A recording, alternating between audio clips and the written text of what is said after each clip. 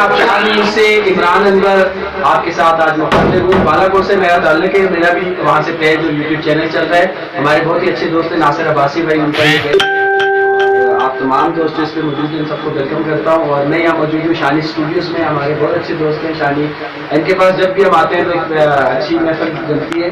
आज स्पेशली नासिर भाई के लिए जो है मैं थोड़ा सा लाइव आ रहा हूँ और एक आइटम आपके लिए पेश कर रहा हूँ, आप तमाम दोस्तों के लिए। जितने भी दोस्त अभी आ रहे हैं लाइव में, अगर आ चुके हैं तो काइंडली वीडियो को ज़रा शेयर कर दें ताकि तकरीबन सारे एबटाबाद में फैल जाए। एबटाबाद में मौसम बड़ा अच्छा हो रहा है, रोमांटिक बारिश हल्की हल्की हो रही है। तो एक छोटा सा गाना है ट्रेडिशनल हमारा, और वो सुना ठीक है। जबरदस्त।